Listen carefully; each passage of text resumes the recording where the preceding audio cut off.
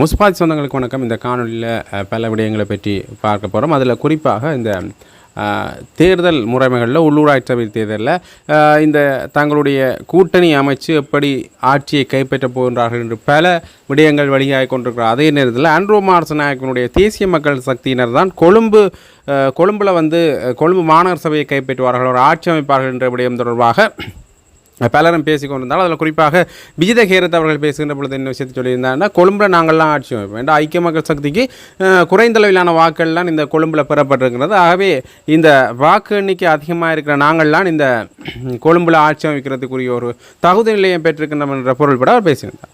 இருந்தாலும் கூட இன்னுமே 11 ஆசனங்கள் தேவைப்படுகின்றது தேசிய மக்கள் சக்தி கொழும்பு மாநகர சபையில் ஆட்சி அமைப்பதற்காக. ஆகவே அதற்கு அவர்கள் இந்த கூட்டணி அமைக்கும் திட்டத்தில் வந்து சுயேட்சை குழுக்களை இணைத்துக் கொள்வதற்கான அவர்களது அந்த திட்டமிடல் செயற்பாடுகள் அப்படி இருக்கின்றது.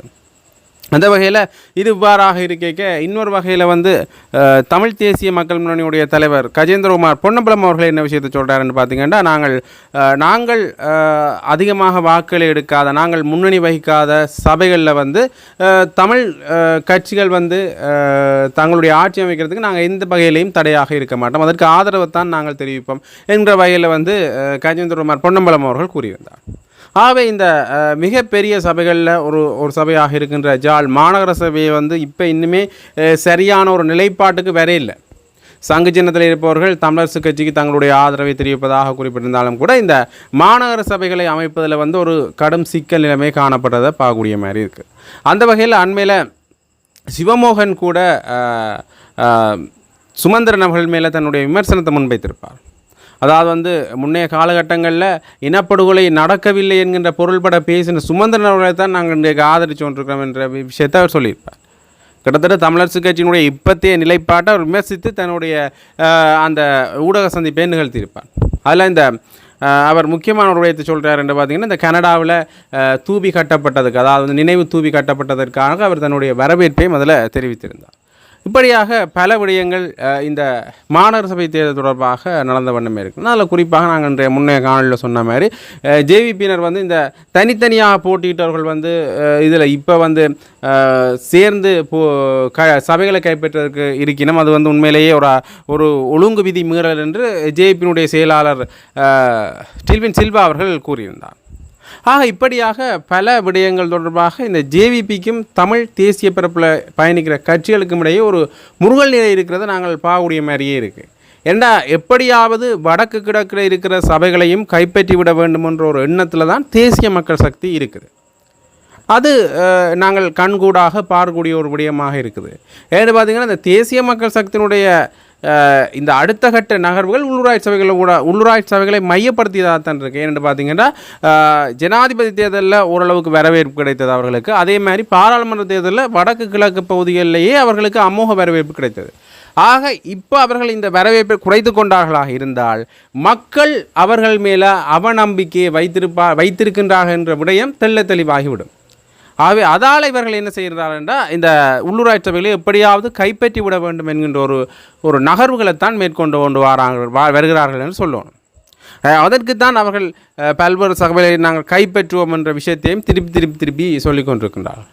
குறிப்பாக இந்த உள்ளூராட்சி சபைகளில் இவர்களுக்கான வாக்கு வங்கி சரிந்ததுக்கான மிக பிரதானமான காரணம் என்னென்னு பார்த்தீங்கன்னா, ஒன்று வந்து தமிழர்களுடைய நிலைப்பாடுகள் சார்ந்து இவர்கள் பயணிக்கையில் பயங்கரவாத சட்டம் இன்னும் நீக்கப்படையில், அது மட்டும் இல்லாமல் அரசியல் தீர்வு குறித்து எந்த ஒரு விடய பிறப்பையும் அவர்கள் சொல்லல. அது மட்டும் இல்லாமல் ஜெனீவாவில் விஜித ஹேரத் அவர்கள் போய் கலைக்கின்ற பொழுது எங்களுக்கு உள்ளக பிரிமுறை மூலம் தான் நம்பிக்கை இருக்குது, சர்வதேச விசாரணை நிராகரிக்கிற மாதிரியான நிலைப்பாட்டில் அவர் தன்னுடைய கருத்துக்களை முன்வைத்திருந்தார் என்று பல வகைகளில் வந்து இந்த தமிழ் மக்கள் ஒரு அவநம்பிக்கை அல்லது அதிருப்தியை தேசிய மக்கள் சக்தி மேலே முன்வைத்திருந்தார்.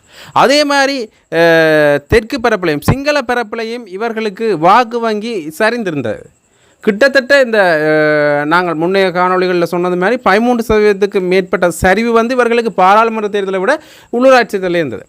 அதுக்கான காரணம் என்று பார்த்திங்கன்னா, விலை உயர்வுகள் ஓரளவுக்கு இருந்தது. குறிப்பாக உப்புண்ட விலை அதிகரித்து காணப்படுறத பார்க்கக்கூடிய மாதிரி இருக்குது.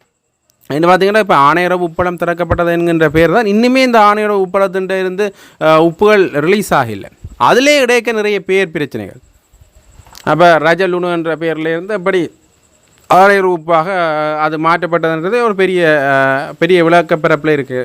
குறிப்பாக ஸ்ரீதரன் அவர்கள் பாராளுமன்ற உறுப்பினர் ஸ்ரீதரன் அவர்கள் கடிதமே எழுதியிருந்தார் ஜனாதிபதிக்கு இந்த ஒப்புண்ட பேரை மாற்றணும். அண்மையில் தான் அந்த பேர் மாற்றப்பட்டிருக்கின்றது என்று சந்திரசேகரம் அவர்கள் கடற்தொழில் அமைச்சர் சந்திரசேகரம் அவர்களும் கூறியிருந்தார். ஆகவே இந்த உப்பிட பெயர் மாற்றம் ஒரு பக்கத்தில் இருந்தாலும் கூட உப்புண்ட விலை அதிகரிப்பு சடுதியான அதிகரிப்பை காட்டியிருந்தது. கிட்டத்தட்ட 100 ரூபாய் 120 ரூபாய் வித்த உப்பு அதற்கு முதலான காலப்பகுதியில் 80 ரூபாய் எல்லாம் உப்புண்ட விலை இருந்தது. இப்போ இந்த கொரோனாவுக்கு பிற்பட்ட காலத்தில் இப்போ நாடு பொருளாதார சரிவை மேற்கொண்ட பிறகு பொருளாதார சரிவை சந்தித்த பிறகு உப்புண்ட விலை 120 ரூபாயாக இருந்தது. அதற்கு பிறகு 300 ரூபாயாக அதிகரிக்கப்பட்டு இப்போ அந்த அச்சடிக்கப்பட்ட அதாவது அதிகபட்ச சில்லறை விலை 300 ரூபாயாக இருக்கின்றது. ஆனால் இன்னுமே சில சில்லறை கடைகள்லையும் மொத்த வியாபார நிலையங்கள்லையும் 500 ரூபாயிலிருந்து 540 550 ரூபாய் வரையுமே இந்த உப்பு விற்பனை செய்யப்படுகின்றது என்கின்ற பல விமர்சனங்கள் சமூக வலைத்தளங்களூடாக நாங்கள் காணக்கூடிய மாதிரி இருக்குது. அதற்கு தேசிய மக்கள் சக்தி சார்பிலிருந்து என்ன விடயம் வந்திருக்கின்றால் அதற்கான நடவடிக்கையை நாங்கள் எடுக்க தயாராக இருக்கின்றோம். உப்புண்ட விலை குறைக்கப்படும். அது மட்டும் இல்லாமல் இப்படி அடித்த விலைக்கு அதிகமாக அச்சடிக்கப்பட்ட விலைக்கு அதிகமாக அதிகபட்ச சில்லறை விலையிலிருந்து அதிகமாக விற்பனை செய்கின்ற உப்பை விற்பனை செய்கின்ற முதலாளிமார்களுக்கு எதிராக நடவடிக்கை எடுக்கப்படும் என்ற விடயம் தொடர்பாகவும் அவர்கள் பேசியிருந்தார். ஆக உப்பினுடைய ஒரு தட்டுப்பாடு இந்த விலை அதிகரிப்புக்கு காரணமாக அமைந்திருக்கின்றது. அப்போ இவர்கள் இன்னொரு முக்கியமான விஷயத்தை நாங்கள் பார்க்கணும் என்று பார்த்தீங்கன்னா இந்த உப்புண்ட விலை அதிகரிப்புக்கு ஒரு முக்கியமான காரணம் இந்த இன்னுமே சரியான முகாமைத்துவம் மேற்கொள்ளப்படையில்லை. கிட்டத்தட்ட கோடபாய ராஜபக்ச காலத்தில் சேதனம் இயற்கை பசலைகளை கொண்டு வரணும் என்ற ஒரு திட்டம் கொண்டு வரப்பட்டு செயற்கை பசலை உடனடியாக நிறுத்தப்பட்டது. அதற்குரிய எந்த ஒரு முன்னாயத்த நடவடிக்கைகளிலும் இல்லாமல் அந்த இறக்குமதி இடைநிறுத்தப்பட்டது. அதால் நாடு பெரிய பொருளாதார சரிவை சந்தித்தது. உண்மையிலேயே கோடபாய ராஜபக்சவுக்கு இருந்த ஒரு சிக்கல் நிலைமை என்று பார்த்தீங்கன்னா அதை இறக்குமதி செய்வதற்கான பணப்பற்றாக்குறை. அதை இப்படி அவர் மறைத்து இயற்கை பசலைகளூடாக நாட்டை கட்டியெழுப்ப வேண்டும் என்கின்ற ஒரு விஷயத்தை சொன்னார் என்றும் பல விமர்சனங்கள் முன்வைக்கப்பட்ட வண்ணமே இருந்தன. ஆக இந்த விஷயப்பிறப்பில் நாங்கள் பார்க்கின்ற பொழுது இதை தொடர்ந்துமே இந்த பொருளாதார தடை மீண்டும் கோடபாய ராஜபக்ச காலத்தில் இருந்த மாதிரியான ஒரு பொருளாதார வீழ்ச்சி வருமா என்கின்ற கேள்வியும் இப்போ எழுந்திருக்கின்றது. ஆக இது ஒரு பக்கம் இருக்க நாங்கள் தொடர்ந்துமே பேசக்கூடிய ஒரு விடயமாக இருக்குது என்று பார்த்திங்கன்னா இந்த முள்ளிவாய்க்கால் நினைவு வாரம். முள்ளிவாய்க்கால் நினைவு வாரத்தில் பல இடங்களில் முள்ளிவாய்க்கால் நினைவு கஞ்சி கொடுக்கப்பட்டிருக்கின்றது. அதில் குறிப்பாக நாங்கள் வெல்வெட்டித்துறையில் ஆரம்பித்து இப்போ தியாதிபம் திரிவினன் நாயனுடைய நினைவு தூவிக்கு முன்பாக இன்றைய தினம் முள்ளிவாய்க்கால் கஞ்சி கொடுக்கப்பட்டது. அந்த முள்ளிவாய்க்கால் கஞ்சி தொடர்பான விடயங்களை நாங்கள் குறிப்பிட்டிருந்தோம். அதில் குறிப்பாக இந்த காணாமல் ஆக்கப்பட்டோர் சார்பாக முள்ளிவாய்க்கால் கஞ்சி கொடுக்கப்பட்ட பொழுது அவர்கள் சார்பாக குறிப்பிடப்பட்ட விடயம் என்னென்றால் இந்த அரசு எங்களுக்கு இழைத்த கொடூரங்கள் அதை வெளிப்படுத்தும் முகமாகத்தான் நாங்கள் இந்த முள்ளிவாய்க்கால் கஞ்சியை மக்களுக்கு விநியோகிக்கின்றோம். இதில் ஒன்று குண்டடிப்பட்டு இறந்தவர்கள் ஒரு குறிப்பிட்ட வகையில் இருக்கின்றார்கள். குண்டடிப்பட்டு இறந்தவர்கள் மற்றும் இந்த போர் சூழலில் இறந்தவர்கள் ஒரு பகுதியில் இருக்கிற அதே நேரத்தில் இந்த அதாவது பசி பட்டினியால் இருந்தவர்களும் அதிகமாக இருக்கின்றார்கள். இந்த முள்ளிவாய்க்கால் கஞ்சி ஒரு நேர கஞ்சியை கூட குடிக்க முடியாத அளவுக்கு பசி பட்டினியாக இருந்தோம்.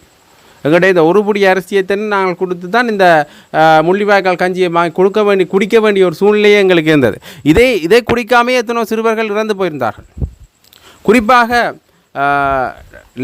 லட்சக்கணக்கில் மக்கள் இருந்த ஏரியாவில் கிட்டத்தட்ட 3 லட்சத்துக்கும் அதிகமாக இருந்த மக்கள் இருந்த ஏரியாவில் 70,000 பேர் தான் இருக்கின்றார்கள் என்று இந்த அரசாங்கம் பொய் கூறி அந்த அவர்களுக்குரிய உணவு பண்டம் 70,000 பேருக்குரிய உணவு பண்டம் தான் நாங்கள் வந்தது.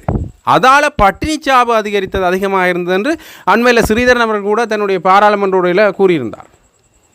இப்படியாக இந்த பட்டினி சாவுகளினுடைய வரலாறு அளப்பெரியது. அதை நினைவு கூறும் முகமாகத்தான் இந்த முள்ளிவாய்க்கால் கஞ்சி வழங்கப்படுகின்றது என்ற பொருளை நாங்கள் பல விடயங்களையும் குறிப்பிட்டிருந்தோம். குறிப்பாக இன்னொரு முக்கியமான விஷயத்தை பார்க்கணும் என்று பார்த்தீங்கன்னா முன்னைய நாட்களில் இந்த முள்ளிவாய்க்கால் கஞ்சி வழங்கப்படுவதற்கு ராஜபக்சர்களுடைய ஆட்சி காலத்தில் இந்த முள்ளிவாய்க்கால் கஞ்சி வழங்கப்படுவதற்கான அச்சுறுத்தல்கள் கூட மேற்கொள்ளப்பட்டது. ஒன்று நினைவேந்தலை தடுக்கிறார்கள் என்றது ஒரு விடயம். அதற்கு முன்னே இந்த செயற்பாடான முள்ளிவாய்க்கால் கஞ்சி வழங்கப்படுவதை கூட அவர்கள் தடுத்திருந்தார்கள். அது மட்டுமில்லாமல் அதை அச்சுறுத்தும் வகையிலான செயற்பாடுகளை மேற்கொண்டிருந்தார்கள். ஆனால் இந்த அரசாங்கத்தில் சொல்லப்பட்ட விஷயம் என்று பார்த்தீங்கன்னா இப்படியான செயற்பாடுகள் எங்கள் அரசாங்கத்தில் நடக்காது என்று அவர் சொல்லியிருந்தார். இருந்தாலும் கூட சத்துருக்கொண்டான் பகுதியில் மட்டக்களப்பு சத்துருக்கொண்டான் பகுதியில் இந்த விடயம் நடந்திருக்கின்றது. முள்ளிவாய்க்கால் கஞ்சி வழங்கப்படுகின்ற பொழுது சிவில் உடையில் வந்த போலீஸார் புகைப்படங்கள் எடுத்து அச்சுறுத்துற வகையில் செயற்பட்டிருந்தார்கள்.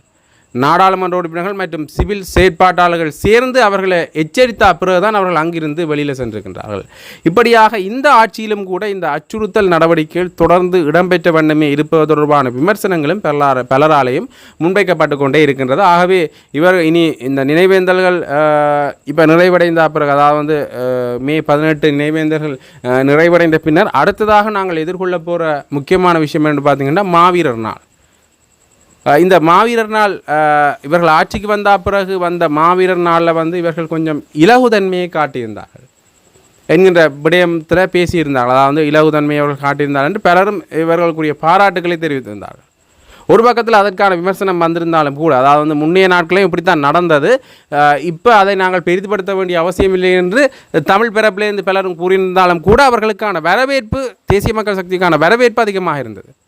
ஆக இன்னும் தேர்தல்கள் கடந்து விட்டது. இந்த தேர்தலுக்கான அரசியலாகத்தான் இது இருந்ததா என்பதை இனி இப்போ வருகின்ற மே 18 நினைவேந்தலும் மாவீரர் தின நினைவேந்தலும் இனி வெளிப்படுத்தும் என்று பலரும் தங்களுடைய கருத்துக்களை கூறிய வண்ணமே இருக்கின்றார்கள். என்று அதற்கு அவர்கள் என்ன கடப்பாடுகளை விதிக்கப் போகின்றார்கள் அல்லது அதையுமே இலேசாக விட்டு விடுவார்களா என்கின்ற விஷயத்தை வைத்துக்கொண்டுதான் அவர்கள் என்ன நிலைப்பாடுகள் இருக்கின்றார்கள் என்பதை நாங்கள் ஊகிக்க முடியும் என்று பலரும் தங்களுடைய கருத்துக்களை கூறிய வண்ணமே இருக்கின்றார்கள். இது இந்த நினைவேந்தல் சம்பந்தமான விடயம். தொடர்ந்துமே எங்களோட நீங்கள் இணைந்திருங்கோ. பல செய்திகள் உங்களுக்கு தருவதற்கு தயாராக இருக்கின்றோம். நன்றி, வணக்கம்.